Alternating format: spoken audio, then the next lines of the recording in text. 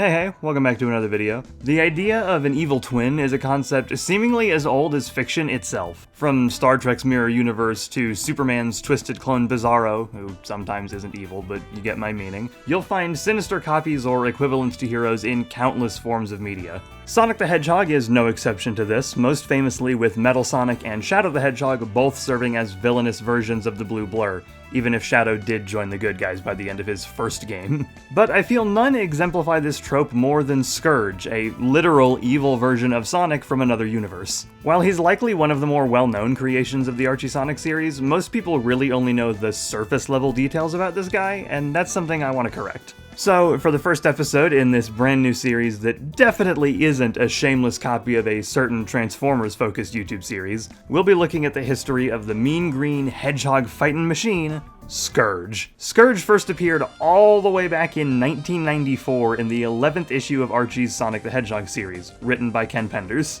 Yes, he was making his presence known even this far back, although he wouldn't quite get to the levels of insane that we'd see from him later. Identified here as Anti-Sonic, he came from an alternate version of Mobius where everyone's alignments were swapped. Good characters are evil, evil guys are good, standard Mirror Universe stuff. Side note, in early stories, basically everyone was just anti-something or other, but they later gave them proper names. For the sake of simplicity, those proper names are how I'm going to refer to them. So there may be some slight discrepancies between dialogue on screen and the words coming from my mouth. Scourge's story begins on this alternate Mobius, called Anti-Mobius and later Mobius with an E? I have no idea if it's supposed to be pronounced differently. For the sake of being able to tell the two worlds apart, I'll be pronouncing Anti-Mobius as Mebius, like the Ultraman. Scourge's father, Jules, was a major player in bringing the Great Peace to Mebius, and as a result ended up paying very little attention to his son. Scourge ended up having no real love for his father, even calling him a man of empty words one time. When the Great Peace eventually came to an end at the hands of Scourge and his freedom fighters, Jules also met his end. It's never said outright, but the odds are pretty good that Scourge did the deed himself. Afterwards, Scourge joined Alicia, or Anti-Sally, in overthrowing her father, taking control of their version of Mobitropolis, and officially transitioning away from the Great Peace into a more cruel, iron-fisted rule, opposed only by the kindly veterinarian, Julian Kintobor, who in his very first appearance just looked exactly like Robotnik did at the time, but later did get a redesign that made him skinny. Scourge's first encounter with Sonic wasn't actually all that eventful. It was just a minor scuffle, really, that resulted in Scourge being apprehended by Kintobor as Sonic made his way back to Mobius. He continued to make occasional appearances thereafter, largely as a lackey of Robotnik. His next appearance was only 8 issues after his debut, where he was recruited by Robo-Robotnik, a version of Robotnik from a universe where he had roboticized himself and conquered Mobius. Scourge was tasked with recovering the hand of a robot called Giant Borg, which he did succeed in, though Robo-Robotnik ended up defeated anyway. Raise your hand if you're surprised.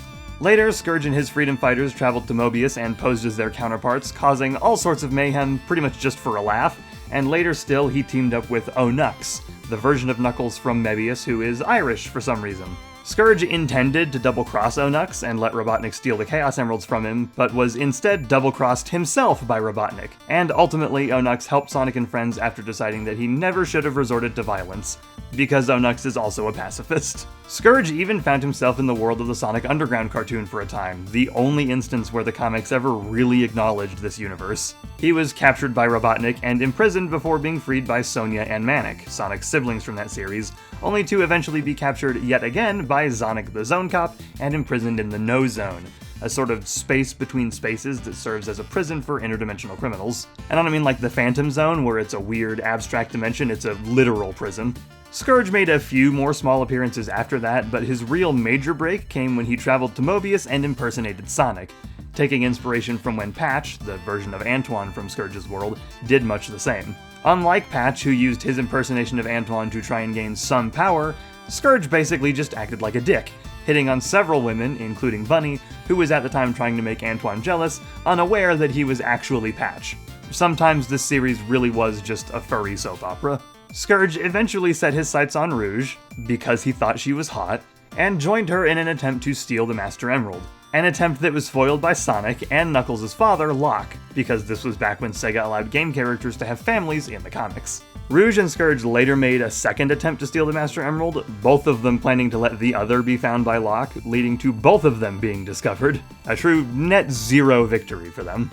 In the ensuing fight, Scourge left Rouge to take the heat while he made a beeline for the Master Emerald, attempting to undergo a super transformation as a birthday gift to himself. Locke attempted to stop him by just punching him, but Scourge did manage to transform, even if it wasn't necessarily in the way he intended. Now sporting green fur and a scar thanks to Locke's punch, this is the moment Evil Sonic officially became Scourge. He immediately beat Locke half to death and headed off to fight Sonic. Scourge did not win that fight, thanks to Shadow being there, plus the arrival of the other freedom fighters.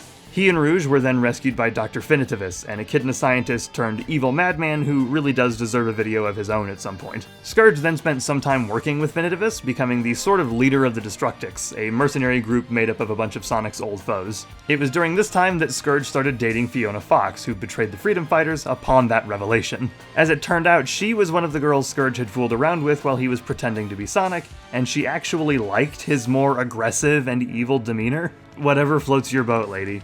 Once they both realized how truly cuckoo for Cocoa Puffs Finitivus was by learning of his plan to cleanse Mobius through effectively killing everyone, they fled to Scourge's world together, where they quickly set upon and succeeded in conquering it. Scourge then renamed his Freedom Fighters the Suppression Squad and launched an attack on Freedom HQ, the base of the main universe Freedom Fighters. The Freedom Fighters were eventually forced to retreat, though Sonic later returned for a second round, where the two had to begrudgingly team up against Metal Sonic and a very short-lived Metal Scourge. And I mean really short-lived. He's in this story, and then doesn't show up again until like several years later, where he's literally spare parts. Following this, Scourge was betrayed by the Suppression Squad, save for Fiona, and during the fight, he, Sonic, and Amy ended up trapped on Mebius, where they encountered Rosie the Rascal, essentially Amy if she were completely unhinged. She proceeded to attack them because that's just how Rosie is. The fight was broken up by Shadow, and then Silver, and then a whole bunch of people, but Scourge managed to make it to his throne room and use an Anarchy Barrel to transform into Super Scourge. Super Scourge was more than a match for everyone, easily wiping the floor with not only Sonic, Shadow, and Silver, but the combined forces of the Freedom Fighters and Suppression Squad. Scourge was taken down, however, when Sonic tricked him into depowering, which drained Scourge of all of his remaining energy. This is a result of the Anarchy Barrels being the opposite of the Chaos Emeralds, duh, which normally gives Sonic a boost of energy when he detransforms. Afterwards, Sonic personally set off to bring Scourge to the Zone Police. Scourge managed to escape temporarily, because Sonic really didn't do much to restrain him, but was quickly caught and apprehended by the Zone Cops and brought to the No Zone, where he proceeded to escape again. This time there was a decent fight involved, but he was eventually captured for real and carted off to prison. We didn't see Scourge again for a good while, not showing up again until the Scourge lockdown arc in Sonic Universe a couple of years later. This really was the absolute lowest point Scourge had ever been at. Imprisoned, powerless, and essentially the punching bag of most of the Zone Jail. Scourge got his chance at freedom when Fiona intentionally got herself and the Destructics arrested with the intent to help free him. However, Scourge's rather pathetic position meant that he needed to get the Destructics on his side if he was going to have a chance of escaping. Through conversations that largely served as backstory and development for the Destructics, he was able to gain their allegiance, or as much as you can from a group of violent criminals, and they later started their escape plan, tearing through the Zone Jail, and Scourge in particular getting some payback on the people who had abused him while he was imprisoned. He did, however, free the multidimensional beings Horizontal and Vertical, allowing them to go on their own rampage, since they didn't treat him like shit. Most of the prisoners ended up getting recaptured over the course of the escape, including Alan Cal, who begged for Scourge's help, but Scourge is still a dick, so he declined to help them and escaped with the rest of the Destructics through a warp ring. That arc ended with Scourge saying that he had big plans for both his world and Sonic's. However, that never came to pass. Scourge was mentioned one more time, but never reappeared before the Super Genesis wave rebooted the Archie universe, and Scourge was totally wiped from existence. So yeah, that's pretty much the whole history of Scourge. He did essentially start out as just your bog-standard mirror universe evil version of the hero character, but once he transitioned into being Scourge, I think he was a little more than that. He became a lot more of a legitimate threat with his own plans and ambitions, and not just being a lackey who could show up to be the opposite of Sonic for a time. While he's still not exactly the most complex of characters, to dismiss Scourge as just an evil recolor, as many often do, would be a mistake in my opinion. Had Scourge been allowed to remain, or the universe reset never happened, I think we would have seen even more depth of Scourge's character, and likely he could have even rivaled Eggman for a place as Sonic's ultimate enemy. It's just a shame that'll never happen. Nowadays, we are still seeing a bit of Scourge's influence with Surge in the IDW series, though she does have the benefit of not literally being a color swap. And in my own personal opinion, much as I love Scourge, Surge definitely wins out in terms of being a more fleshed out and interesting character, but that's neither here nor there. From leather jacket wearing evil counterpart to world conqueror to prisoner and back up to wherever he was gonna go, that was the history of Scourge the Hedgehog. If you enjoyed this video, then please consider giving it a like, it really helps me out, and subscribe if you want to stick around for any future Sonic character histories, whether they be from Archie, Fleetway, IDW, or even the games, plus any of the other stuff I talk about. There's a lot going on around here, and hopefully you'll find at least one thing that interests you. Down in the description you'll find links to every piece of music used in this video, as well as my Blue Sky if you want to keep up with some of the stuff that I say randomly over there. My Patreon's also down there if you want to throw a couple of bucks my way, but if you're not in a position to do so, or you just plain don't want it, then that is perfectly okay.